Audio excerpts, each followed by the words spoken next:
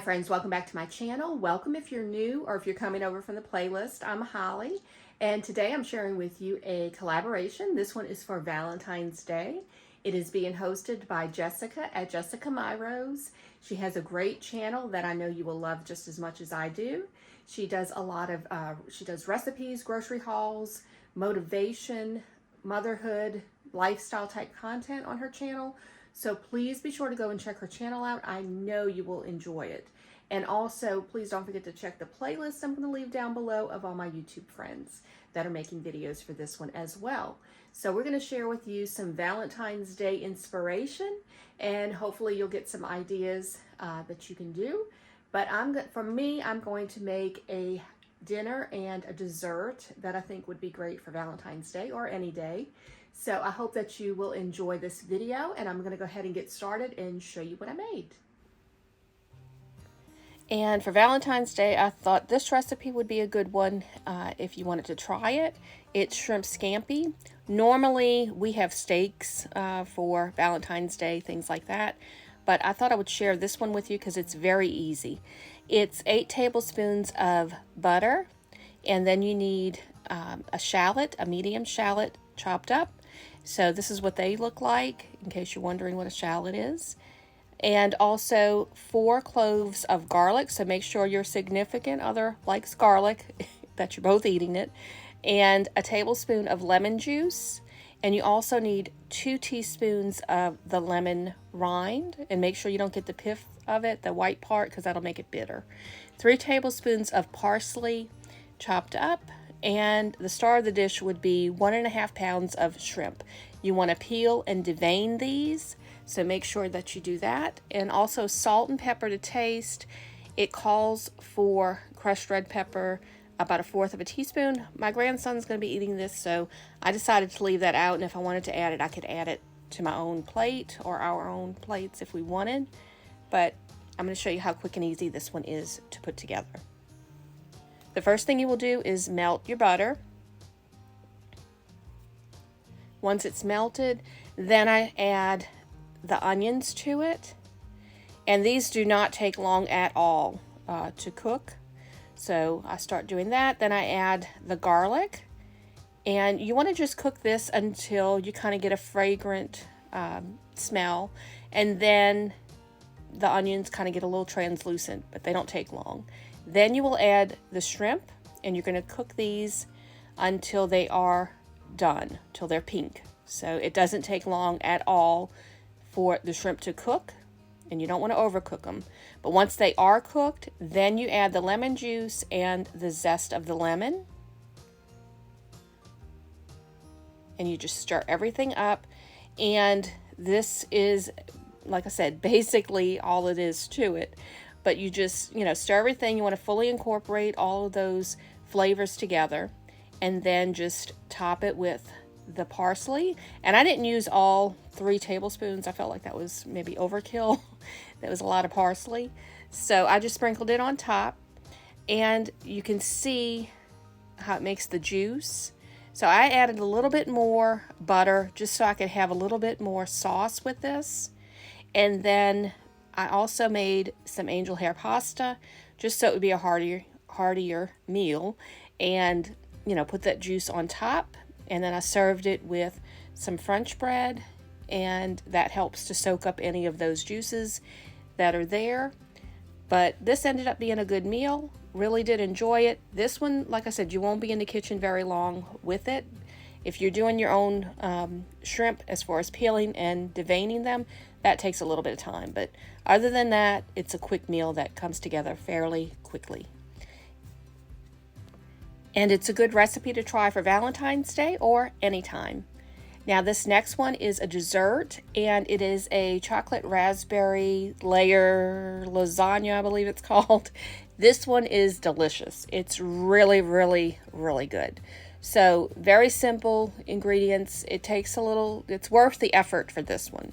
You do need about 20 to 25, and I used 25 Oreos, and I scraped off, the inside layer, and that didn't go to waste. We did eat that, so did not go to waste. But you're going to crush those up. And you also need chocolate pudding, and I'm using the larger box, and it's just the instant pudding. And you're going to make it just like you normally would. The only difference is you're going to use half of the milk. So this one called for 3 cups of milk, so I used 1.5. So whatever your box says, half, however much the milk is. So if it's 2 cups, do 1 cup. And then it's a block of cream cheese softened and butter. So I used, I think, a little bit more butter, but it's 1.5 cups of the milk. Like I said, it's going to depend on how much, your box calls for. Plus 2 extra tablespoons of milk, a half a cup of granulated sugar, a teaspoon of vanilla extract, and it didn't specify on how much Cool Whip, but I just bought the large tub because 1 cup does go into the recipe, and then you will, top the rest in the end. So for this, I also forgot a 1/3 cup of raspberries. You can either use frozen or fresh, and I'm using the frozen, and it worked out fine. So I just took my food processor and just chopped up those Oreos and got them very fine. Then I added I think it was 6 tablespoons of butter to the crumbs, but I did add a little bit more butter to it because I felt like it needed just a little bit more to get it to stick together. And one thing I would suggest before doing this is to spray your pan, and I'll show you in the end why. But you can either line this as well if you wanted with parchment paper. I just didn't think it was going to work for me to do that, so I just decided to go for it in the glass pan. But you're going to just spread that out, and you want this to stick together. So you get your first layer. Now, once I did that, you can see where the cookie crumbs are. Since this is going to be layered, I just decided, to wipe off the edges and everything, just to make it a little bit cleaner once I get it out of the pan. Then you will put this in the freezer for 15 minutes to help it set up.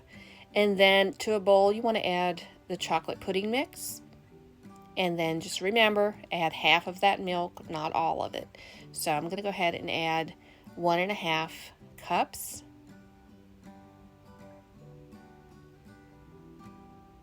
And then I'm going to just put this in my mixer and just, mix this up until that is thoroughly done. So once that's done, you can see it's a little thicker than regular pudding. I'm going to layer that on top of the cookie crust. And then I'm going to put this, once I get that layered, nice and smooth, I'm going to put this back in the freezer for another 15 minutes. And while, that's in the freezer, I'm going to go to the next step.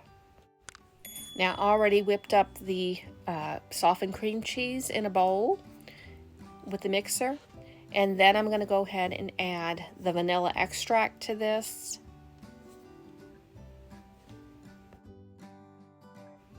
Then add the 2 tablespoons of milk and the sugar. You're going to mix this up together, and you want to make sure that it, gets to a smooth consistency. And then once you have that mixed in well, then add the raspberries. And if you want it to have more, taste it, and then if you want it to have more raspberry flavor, you can add a little bit more to it. Now, I did notice it was a little, you can see how it's a thin consistency. But then we're going to add the Cool Whip to this.